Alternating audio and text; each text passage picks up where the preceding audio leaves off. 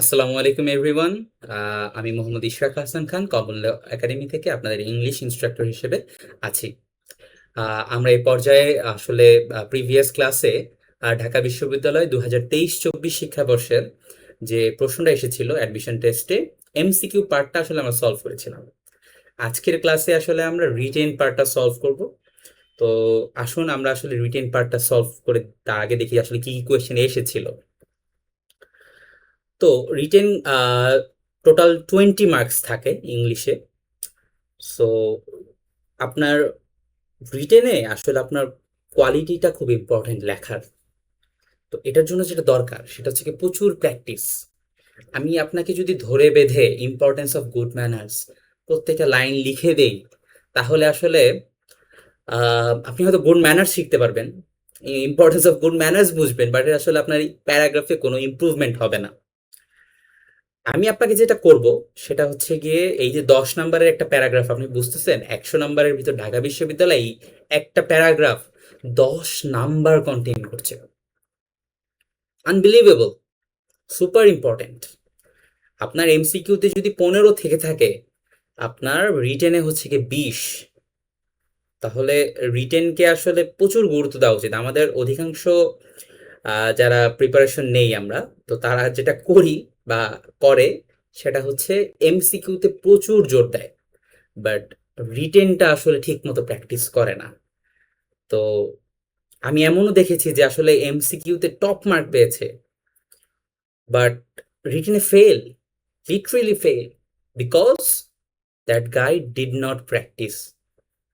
Written is all about practice, practice, practice, practice. That's ইট।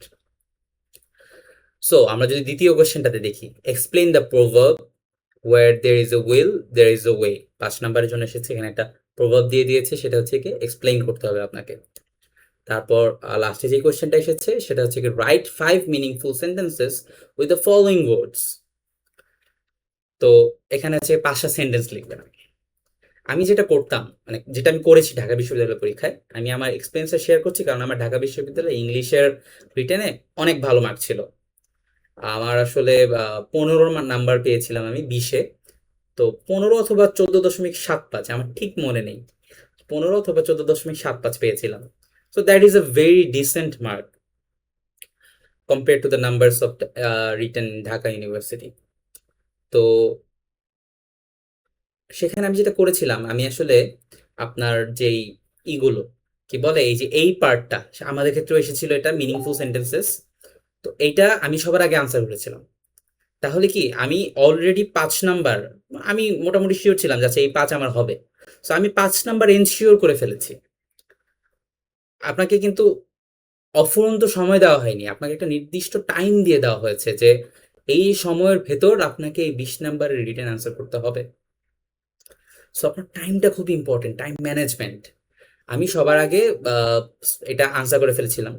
অনেকে আবার serially answer না করলে ফ্লো হারায় ফেলে, কিন্তু আমার কাছে মনে হয় আপনি যদি পারেন, আপনার যদি কমফোর্টেবল লাগে, আপনি আগে হচ্ছে কি যে এটা আমরা মানে স্ল্যাং ল্যাঙ্গুয়েজে বলি ছাক্কা নাম্বার, অঙ্কের মতো, হলে আপনি নাম্বার পাবেন, না হলে আপনি নাম্বার পাবেন না। সেটা হচ্ছে কি আগে দাগিয়ে ফেলেন, এটা হচ্ছে কি আমার অ্যাডভাইস থাকবে। আমি নিজে করেছি, এবং এটার যদি আপনি মনে করেন যেটা আপনার জন্য কমফোর্টেবল না, আপনি এটা প্র্যাকটিস করেন। আমি রেকমেন্ড করবো যে আপনি এটা করেন। তো আমরা আসলে এখান থেকেই শুরু করি। Right 5 meaningful sentences. এখানে এই ওয়ার্ডটা খুব ইম্পর্টেন্ট। এখানে কিন্তু বলে নাই রাইট 5 সেন্টেন্সেস। যদি বলে দেয় বা বলতো যদি write 5 sentences with the following words, আমি লিখতাম spontaneous. Spontaneous is a great English word. Isolation is an English word that starts with I. Resourceful is a long English word. Adequate is a very uncommon English word. Tolerance is my favorite English word. এভাবে দিয়ে কিন্তু 5টা sentence বানিয়ে ফেলা যায়, কিন্তু sentence বানালেই হবে না, বলে দিয়েছে আপনার সেন্টেন্সে কি হতে হবে, মিনিংফুল হতে হবে, রাইট? সো এটার জন্য যেটা করতে হবে, আপনি প্রচুর পরিমাণে প্র্যাকটিস করবেন, প্রচুর প্র্যাকটিস করবেন। ঠিক আছে? তো এটার উপর আমি আসলে আলাদাই একটা ক্লাস নেব। এটাতে আসলে সুতরাং আমি আসলে আপনাকে এখন সেন্টেন্স বানায় দেখাতে চাচ্ছি না। তারপরও যদি মানে আমি কিছু ট্যাকটিক্স বলি যে আপনাকে আসলে এই সেন্টেন্স মেকিং এর ক্ষেত্রে কয়েকটা জিনিস মাথায় রাখতে হবে। নাম্বার ওয়ান হচ্ছে কি ভোকাবুলারি আর কি, ঠিক আছে। Number two grammar.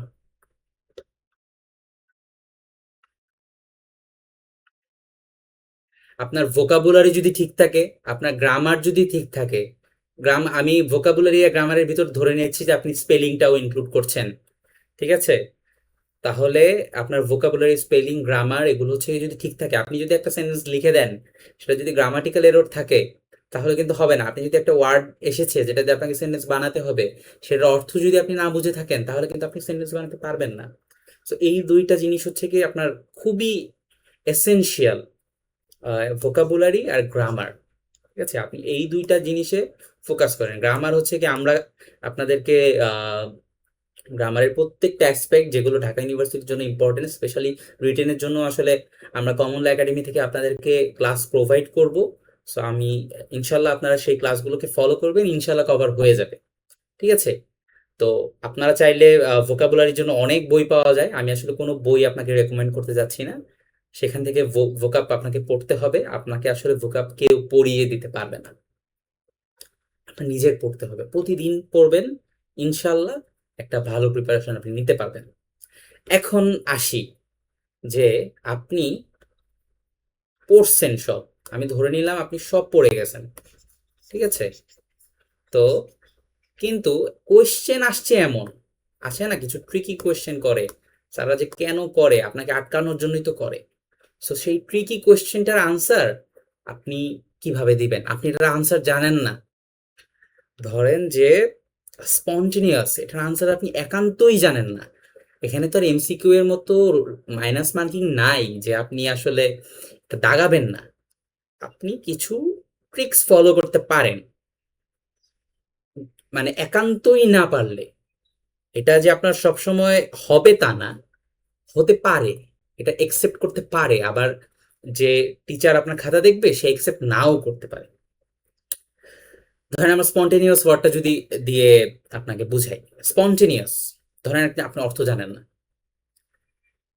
তাহলে আপনি বুঝতেছেন তো, মানে স্পন্টেনিয়াস আপনি একটা আন্দাজ করতে পারতেছেন, বাট আপনি অর্থ জানেন না এটা কি হবে।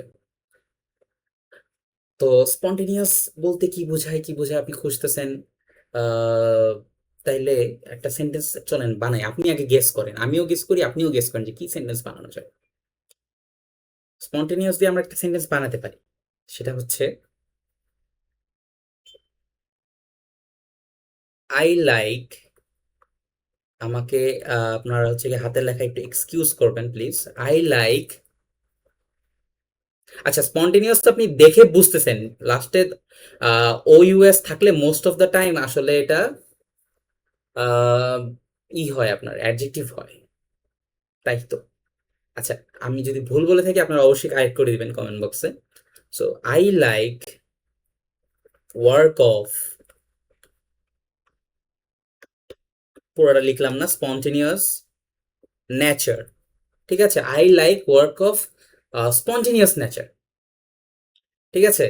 বা আপনি লিখতে পারেন যে ধরেন আপনি স্পন্টেনিয়াস ওয়ার্কের কথা ধরেন, আপনি এটা তো আন্দাজ করতে নাও পারেন যে আসলে স্পন্টেনিয়াস দিয়ে আসলে ওয়ার্ক হতে পারে। তো আপনি তো বুঝতে, আপনার এটা পার্টস অফ স্পিচটাকে আইডেন্টিফাই করতে হবে, রাইট। তাহলে আপনি কি করবেন, আপনি লিখে দিতে পারেন ধরেন যে isolation, isolation is a noun, লিখে দিলেন আপনি। আইসোলেশন ইজ আ, আপনি দিতে পারেন যে আচ্ছা আমরা তো করোনার সময় isolation, isolation is a buzzword used in current world frequently, ঠিক আছে।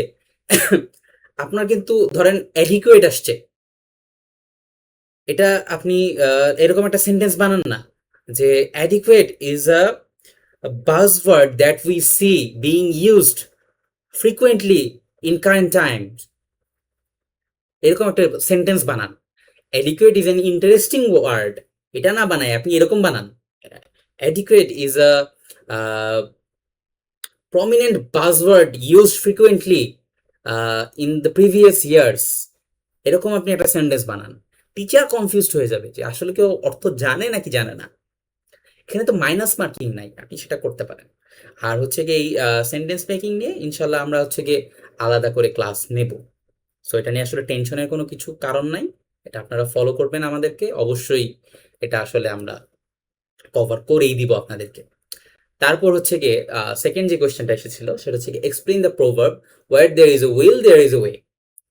এখন এটা তো আমি আপনাকে লিখে দিলে তো আসলে তেমন কোনো লাভ নেই আপনার, সেটা আপনি গাইডসেই পাবেন, বই টইয়ে পাবেন, সেটা আসলে ওখান থেকে আপনি মুখস্থ করে নিতে পারেন। কিন্তু আসলে মুখস্থ করে বেশি দূর যাওয়া যায় না, আপনার যখন কমন আসবে না তখন আপনার সেই মুখস্থ দিয়ে আসলে কাজ কি। সো এই কমন ফালানোর চেষ্টা করতে হবে আমাদেরকে। এই প্রোভার্ব আপনার মোস্ট অফ দ্য টাইম আপনার যে ইংলিশ ফর টুডে, যেই বইটার উপর আপনি হচ্ছে কি এইচএসসি দিয়েছেন, ইংলিশ ফর টুডে ইএফটি, এই বইটাতে এরকম দেখবেন যে বিভিন্ন ধরনের প্রোভার্ব আছে, ওই সবগুলো প্রোভার্ব আপনি পড়ে ফেলবেন। এবং আমরা হচ্ছে গিয়ে এটার উপর অবশ্যই ক্লাস নিব, সেখানে আপনাদেরকে আমরা ইম্পর্টেন্ট কোনগুলো সেগুলো দেখাই দিব। সো সেগুলোর উপর ফোকাস করে আপনি হচ্ছে কি ইংলিশ ফর টুডেতে যেন কোনো প্রভাব না থাকে যেটা আপনি পড়ে যান নাই। তো আচ্ছা, এখানে যদি আমরা বলি যে এটা হচ্ছে কি আপনার খাতা ধরেন, ঠিক আছে, ট্রাই টু, আচ্ছা আমি সরি শেপটার জন্য, but try to finish it মানে within one page.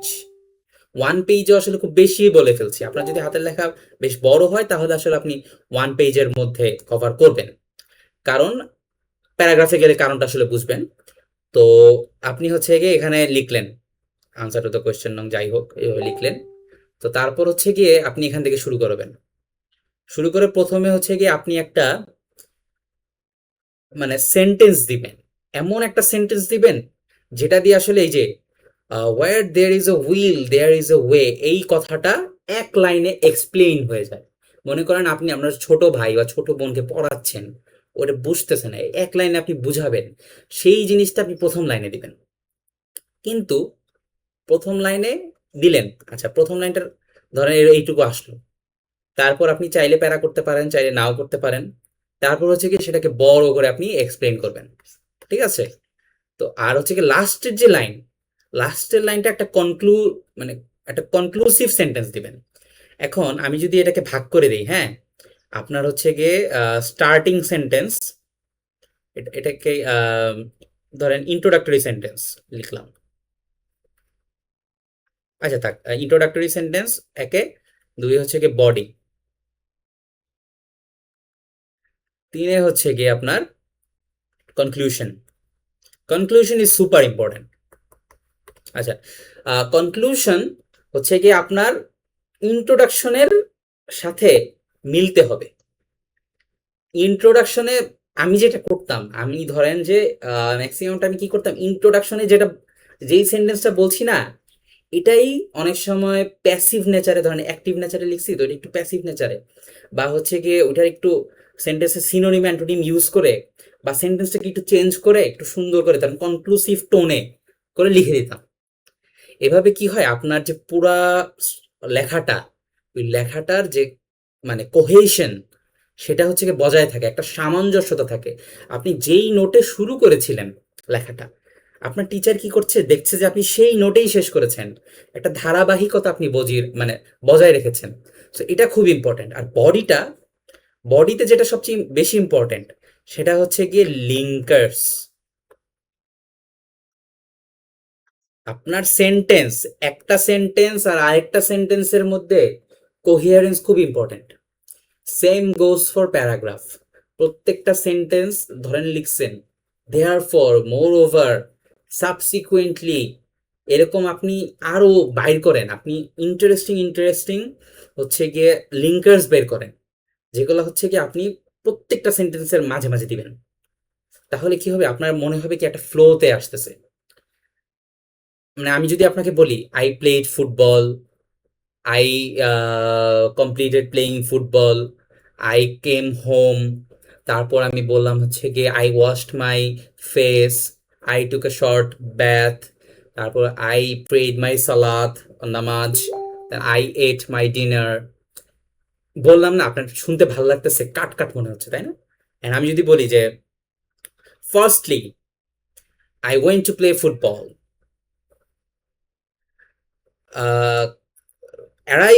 just after arriving to the field, I saw my friends. Subsequently, I met with them and had a great time with them. আপনি আপনি বুঝতেছেন তো? হ্যাঁ, আপনি এই যে একটা কোহেরেন্স যে আমি মেনটেন করতেছি প্রত্যেকটা সেন্টেন্সে, ঠিক আছে? ফার্স্টলি, সেকেন্ডলি, থার্ডলি, এইভাবে মেনটেন করেন তো। আপনার টিচারকে আপনি একটা ডিরেকশন দেন, একটা ফ্লো দেন, ঠিক আছে? তাহলে আপনি টিচার হচ্ছে কি খুবই ইমপ্রেসড হবে, ঠিক আছে? আমি যদি আরো আপনাকে বলি, একটু জায়গা করে নিই, ওয়েট।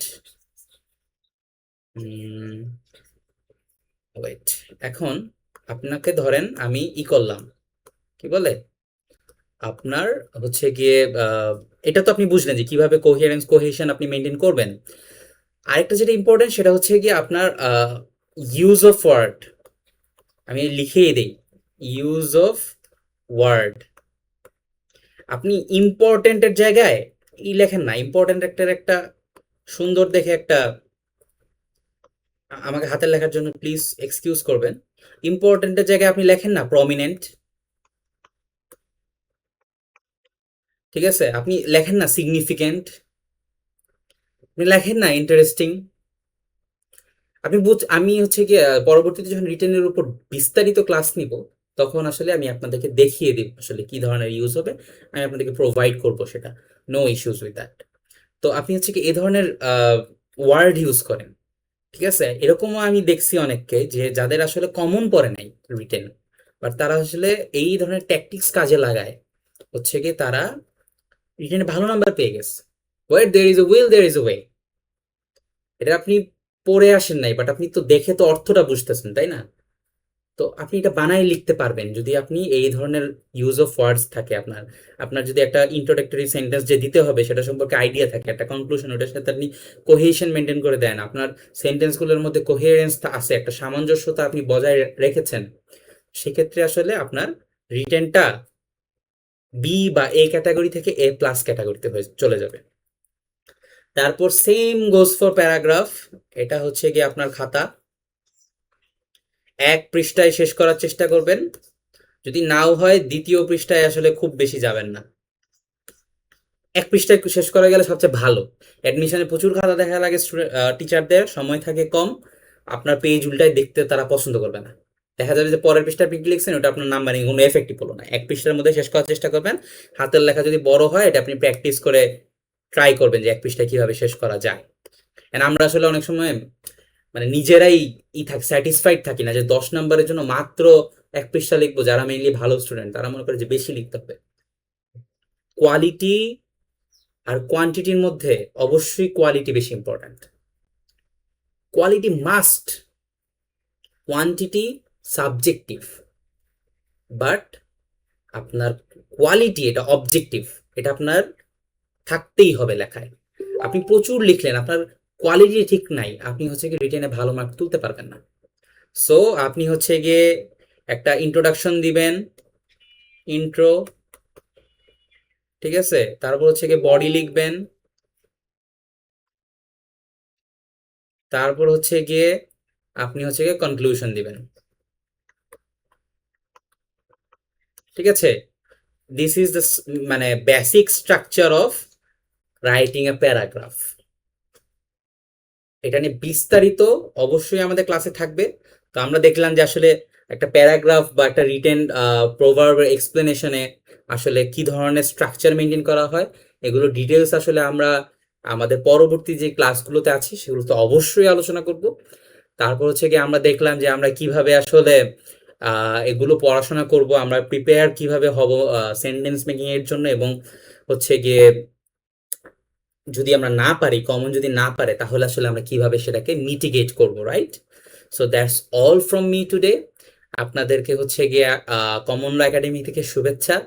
আপনার কমন ল একাডেমির সাথেই থাকবেন এরকম আরও ক্লাস পেতে, এবং আমাদের এই পুরা প্লে লিস্টটা আসলে আপনাদেরকে অবশ্যই আপনাদের অ্যাডমিশন জার্নিতে ঢাকা ইউনিভার্সিটির ল পাওয়ার ক্ষেত্রে অনেক হেল্প করবে বলে, এবং অনেক ফ্রুটফুল হবে বলে আমরা আশা করছি। And thank you everyone. That's all from me today. আসসালামু আলাইকুম।